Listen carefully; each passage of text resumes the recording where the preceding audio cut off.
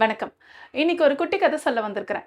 இந்த குட்டி கதையில ஒரு நாட்டினுடைய மன்னர் வேட்டைக்கு போனாருங்களாம். அங்க மன்னர் ஒரு புலிய பார்த்தாரு. பார்த்த உடனே அத சுடுறதுக்கு குறி பார்த்துட்டு இருந்தாரு. அப்போ திடீர்னு ஒரு சத்தமா மன்னர் இப்படி திரும்பி பார்த்தா இன்னொரு புலி அவரை பாய நேர்ந்துச்சு.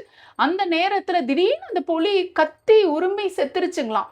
அந்த மாதிரி செத்த உடனே மன்னர் இப்படி திரும்பி பார்த்தா ஒரு வேட்டைக்காரன் அந்த புலிய கொன்னுட்டானாம். மன்னருக்கு அப்பதான் உயிரே வந்துச்சாம். அந்த வேட்டைக்காரனை கட்டி தழுவி ரொம்ப சந்தோஷப்பட்டாருங்களாம். நான் ஒரு புலிய குறி பார்த்துட்டு இருந்தேன், கடைசியா பார்த்தா இன்னொரு புலி என்ன கொன்னு இருக்குமே, நல்ல வேளை நீ வந்த.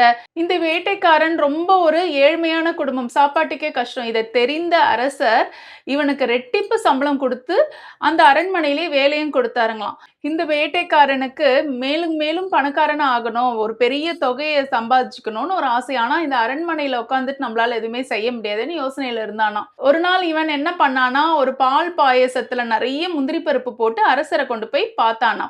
அரசர் அந்த பால் பாயசத்தை யார் இதை செஞ்சான்னு கேட்டாருங்களா. நான் தான் செஞ்சேன்னு சொன்னானா இந்த வேட்டைக்காரன். அரசர் அந்த பால் பாயசத்தை எடுத்துக்கிட்டு அந்த புறத்துக்கு போனாருங்களா. இந்த வேட்டைக்காரனை காவலர்கள் அந்த புறத்துக்கு போக விடலையா. வேட்டைக்காரனுக்கு என்ன செய்யறதுன்னே புரியல. என்ன ஆச்சு அரசரோட நிலைமைன்னு தெரியலையேன்னு ஒரு ஆர்வமா பதட்டமா இருந்தாருங்களாம். திடீர்னு காவலர்கள்லாம் வந்து வேட்டைக்காரனை சுத்திக்கிட்டாங்களாம்.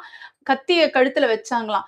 ஏன் கழுத்துல ஏன் கத்தி வைக்கிறீங்கன்னு வேட்டைக்காரர் கேட்டாருங்களாம். அதுக்கு இந்த காவலர்கள் சொன்னாங்க, நீ அரசனை கொல்ல வந்திருக்கிற, உன்னை சும்மா விட மாட்டோம், இப்பவே உன்னை தூக்கிலிடுறோம் பாருன்னு சொல்லி அவனை தூக்கிக்கிட்டே போனாங்களாம். நேரடியா அரசருக்கு எந்த தப்புமே செய்யல. பக்கத்து நாட்டு மன்னர் என்னுடைய பேராசையை தெரிஞ்சுக்கிட்டு அரசருக்கு நானும் ஒரு மருந்து கொடுக்குறேன், அந்த மருந்து பாயசத்துல கலந்து நீ கொடுத்துரு, நீ சொல்றதெல்லாம் தலையாட்டுவாரு, நீ கேட்ட பொருள் அத்தனையுமே உனக்கு அரசர் கொடுப்பாருன்னு சொன்னாங்க. அதை கேட்டுதான் நான் இதை செஞ்சேன், இதுக்கும் எனக்கும் எந்த சம்மந்தமே இல்லை. இதை கேட்ட உடனே ஒரு காவலர் சொன்னானா, உன்னை அரசர் எப்படியெல்லாம் நம்பினாரு, அவருக்கு போய் இவ்வளவு பெரிய துரோகம் பண்ணிட்டியே, உனக்கு ஏதாவது வேணும்னா நேரடியா நீ அரசர்கிட்டயே கேட்டிருக்கலாமே, ஏன் அந்த மன்னர் பேச்சை கேட்ட, நீ கேட்டா கொடுக்காமையா போயிருக்க போறாரு, இன்னைக்கு உன் உயிரே போதே பேராசையால. கேட்ட அந்த வேட்டைக்காரனுக்கு ஒண்ணுமே புரியலையா. ரொம்ப மனக்கவலையோட சிறைக்கு அவனை கூட்டிட்டு போனாங்களாம். நம்ம யார முழுமையா நம்புவோமோ அவங்கதான் நம்ம முதுகுல குத்துவாங்க, இந்த வேட்டைக்காரன் மாதிரி. இந்த குட்டி கதை உங்க எல்லாருக்கும் பிடிச்சிருக்கும்னு நினைக்கிறேன். அடுத்த குட்டி கதையில உங்களை சந்திக்கிறேன். நன்றி, வணக்கம்.